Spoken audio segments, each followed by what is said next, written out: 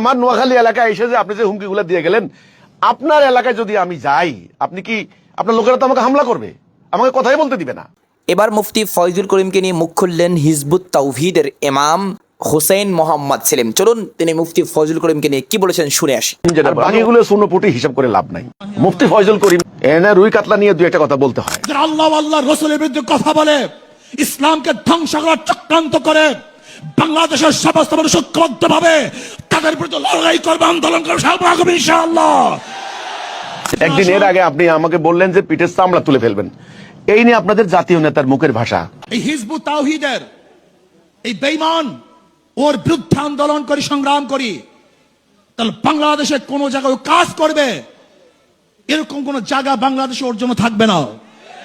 সমস্ত জায়গা বন্ধ করা হবে, ওর প্রদর্শনা বন্ধ করা হবে, ওর কাজ বন্ধ করে ইনশাআল্লাহ হকের দাওয়াত গোটা বাংলাদেশ আমরা ছড়িয়ে দেব। এই মুফতি ফয়জুল করিম, আপনি যে আজকে নোয়াখালী যাইয়া এই যে কথা বলে আসলেন, এই কথাবার্তাগুলি আমি আপনার বাড়ির সামনে গিয়ে, মানে ওই যে চরমোনাই এলাকায়, সেখানে গিয়ে আমাকে এই কথা বলার সুযোগ দিবেন আপনি?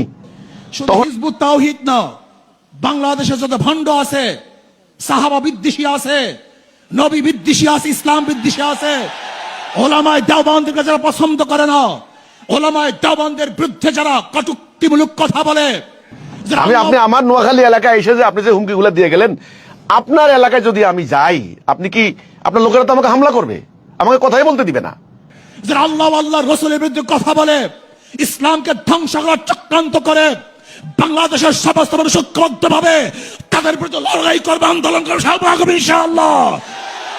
মুফতি ফয়জুল করিম, আপনি যে বললেন যে আজকে থেকে হয় জিরো নাইলে হিরো, হয়তো হিজবুত তাওহীদ জিরো হবে অথবা হিরো হবে, হয়তোবা জিরো হবে অথবা হিরো হবে। আমি আপনাকে এটা বলে রাখি মুফতি মহোদয়, আমরা এখানে হিরো হতে আসি নাই। আন্তর্জাতিক ইসলামের দুশ্মনেরা তাকে লুপে নিবে, তাকে ইসলামের বিরুদ্ধে কাজে লাগাবে, ইসলামের বিরুদ্ধে যত প্রকার ষড়যন্ত্র আছে তার মাধ্যমে করাবে।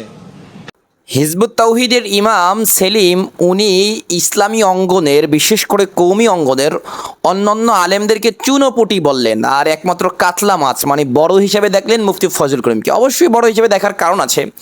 মুফতি ফয়জুল করিমের এক গর্জনে তোমাদের তো ঘুম হারাম হয়ে যায়। সব কিছু মিলিয়েই এ কথা বলতে চাই, এই মুফতি ফয়জুল করিমরা যতদিন পর্যন্ত এই জমিনে বেঁচে থাকবে ততদিন পর্যন্ত বাতিল শক্তি মাথা চাড়া দিয়ে উঠতে পারবে না ইনশাল্লাহ।